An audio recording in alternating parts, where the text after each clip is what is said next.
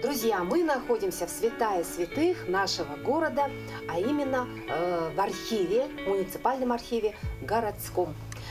Нашему городу почти 400 лет, поэтому, конечно же, история очень большая, пройден путь огромный. Но архив создан в 80-х годах прошлого столетия.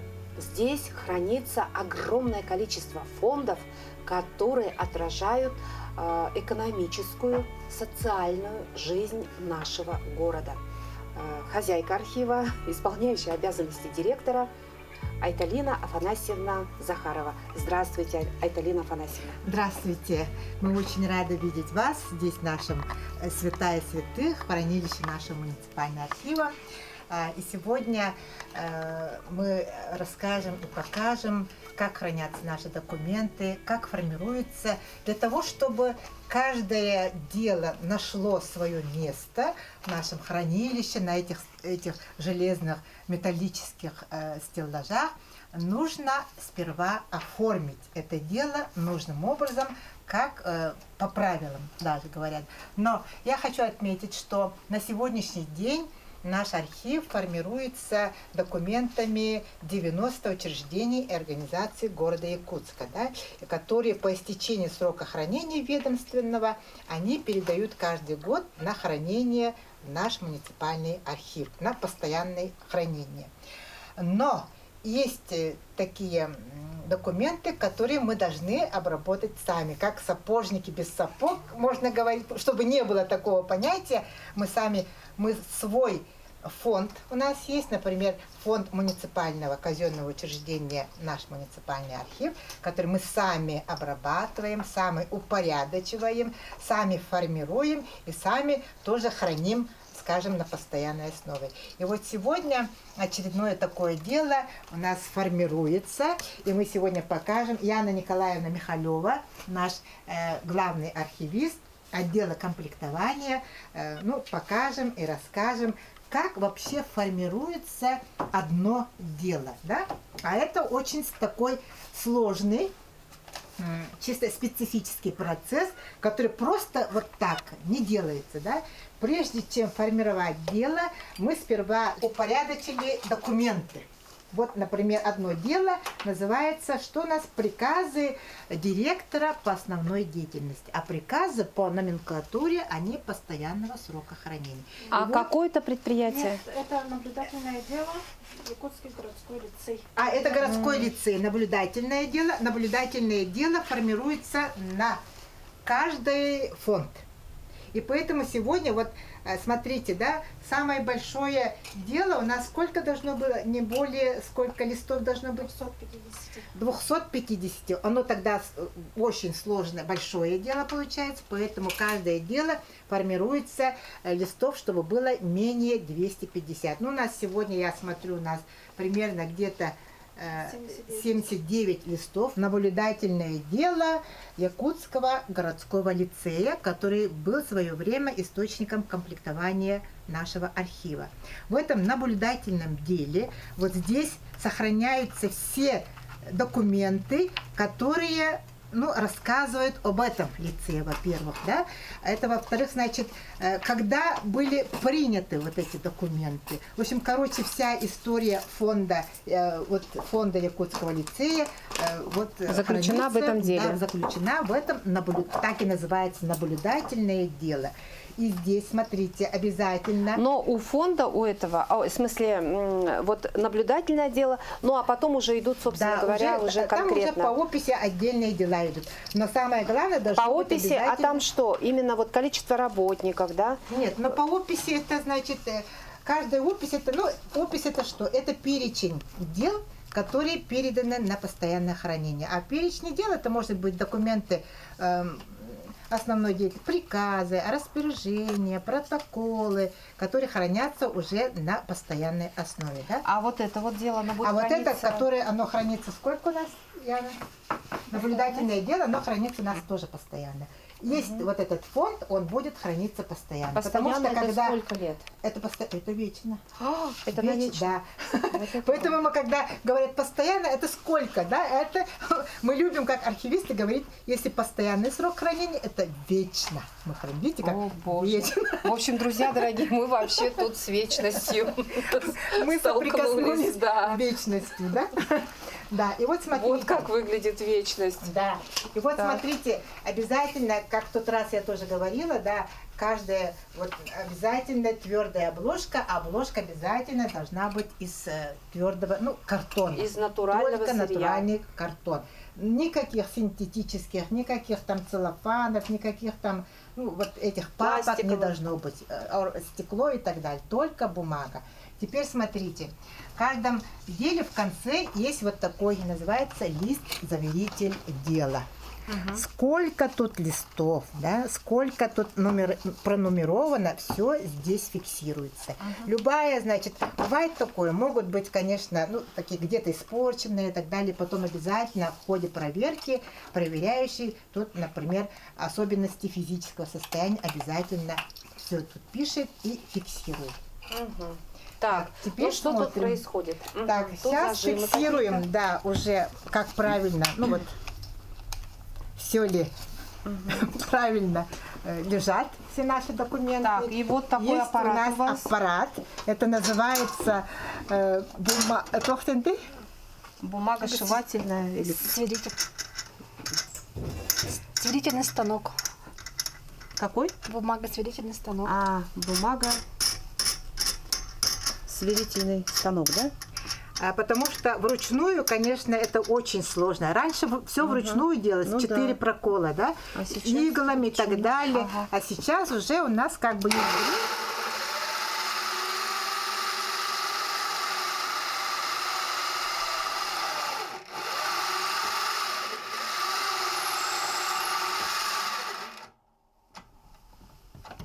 Четыре прокола по правилам мы сделали. То есть историческое событие перехода Формировка. обычных бумаг в вечность состоялось. Да, дело одно. Да. Да. А еще нужно Да. А теперь сейчас прошиваем. да. Теперь смотрите, да, мы второй подготовили этап. такую толстенькую нитку. Обязательно это натуральная нитка белого цвета, определенной длины. И она прошивается у нас через 4 прокола обязательно прошивается вот такими белыми нитками. Именно определенном Дело шито белыми нитками. нитками, да. Да, так и хочется. Но на самом деле здесь истинная правда, да? В этих документах. Скажите, а кто к вам обращается, допустим, ну, люди приходят за какими-то там бумагами, за какими-то справками, выписками, копиями? Каждый день к нам обязательно, но более 10 людей заходят, чтобы оформить справки свои, архивные справки по стажу, по награждению, да, еще что у нас, по выделению квартир, земельных участков, дачных участков, строительства гаражей и так далее, и так далее. Поэтому, ну, архив, можно сказать, двери архива всегда открыты, и всегда они, ну, значит, народ к нам ходит. Но А как попасть к вам? попасть можно разным способом. Можно через электронную почту. Нам отправляют запросы, сами приходят физические люди, сами. Есть у нас через госуслуги. Мы проходим, значит, у нас есть такая массовая услуга, это выдача архивных справок о льготе, о стаже и так далее. Это через личный кабинет, через госуслуги можно зайти и заказать справку. Вот и все, дорогие друзья, посмотрите. Можно в руках-то подержать вечность? Вот, смотрите, вот этот лицей городской, да? Да, сейчас уже процедура будет Да. написание заголовка, обложки, оформление обложки. еще и Видите, обложку нужно у нас оно оформить. пока как бы безликое дело, да, без лица. А теперь Яна Николаевна сейчас напишет ручкой название фонда, как название самого дела, за какие годы вот здесь сохранились документы и срок постоянка или это, ну, определенного срока хранения. Поэтому каждое вот дело, да, оно ну, не только требует, скажем, вот скрупулезности, внимательности, очень ответственное это дело. И самое еще главное, что каждый лист этого дела нумеруется. А нумеруется не просто так, а нумеруется с правой верхней стороны именно карандашом. Никаких там чернил внутри не должно быть. Но мало ли что, может, какие-то изменения будут вноситься, да, поэтому обязательно вот карандашом нумеруется. Поэтому это, конечно, вот сидеть с каждым вот делом, конечно, это, понимаете, да, что это сложно. Вот когда мы принимаем документы в упорядоченном состоянии, когда сами они уже, ну, нам, конечно, легче, да, но бывает так, что мы сами здесь и упорядочиваем, и приводим в порядок, да, и сами опись делаем, сами вот формируем такие дела, поэтому наши специалисты вот, ну, скажем, мастера на все руки. Скажите, а сколько хранится фондов в вашем архиве? В нашем архиве на сегодняшний день хранится 142 фонда. Это примерно где-то более 400 тысяч единиц хранения. Единица хранения – это одно дело. А внутри дела может быть там 2 документа, а может быть вообще 100. Поэтому говорить, сколько документов мы не можем, а мы апеллируем только вот единицами хранения. Среди них, конечно, есть и интересные, уникальные, ранее рассекреченные, ранее никогда не опубликовавшиеся, вообще никому даже не выдававшиеся дела. Вот, например, генеральный проект планировки города Якутска 1939 года. А вы знаете, вот этот генеральный проект был сделан легендарным институтом Гипрогор. Это единственное в то время в Советском Союзе проектное учреждение, которое готовило проекты крупнейших городов Советского Союза, в том числе Баку, Казань, Кострома, Санкт-Петербург. И вот в 1939 году по заказу Совета министров правительства нашей республики был подготовлен вот этот уникальный первый в советской истории первый генеральный план города Якутска.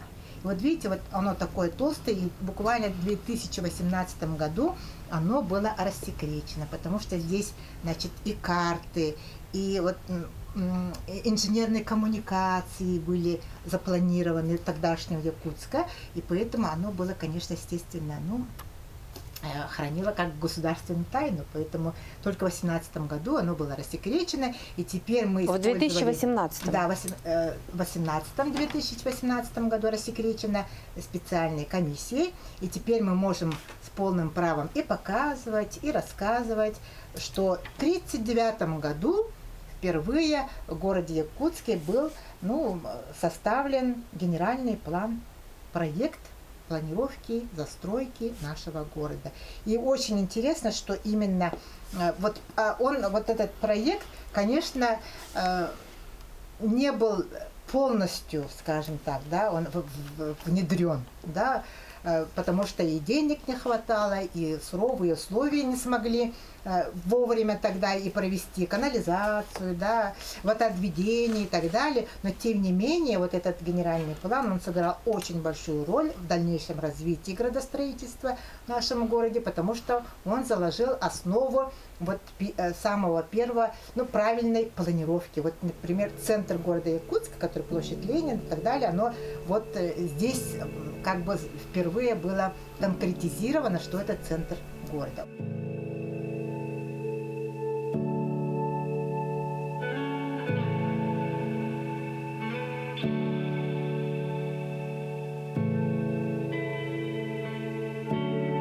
Секретно и рассекречено. Да? В общем, это тоже вечный документ. На вечном хранении.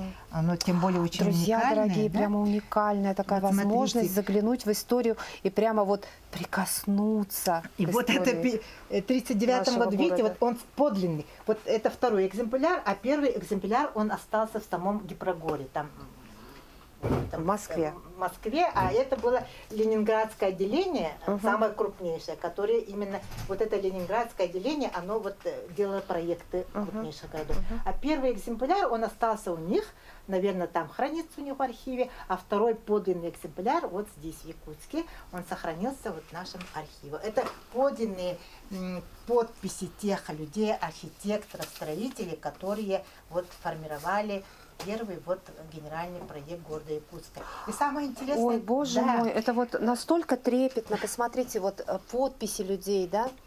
это тогда что очень Управляющий известные, Гипрогор. знаменитые, да, архитекторы и были руководители А как Гипрогора. фамилия? Вот здесь вот даже не видно. Лебедев, да? Или как? Лебедев, Лебедев, по-моему. да. Лебедев. Но если там посмотреть историю архитектуры, наверное, Воскресенский. эти фамилии много чего значат в истории По архитектуры технической того времени. части, наверное, руководитель, да? Вот знаете, вот я чего удивилась, да? Есть вот предисловие, да, к этому, а там буквально не просто чисто архитектурные, строительные какие-то термины, да, оказывается, была проведена очень большая работа, и здесь в предисловии прямо история нашего города в 1939 году вот писали, собирали, и вот история города Якутска прямо вот здесь, даже где она находится, где стоит.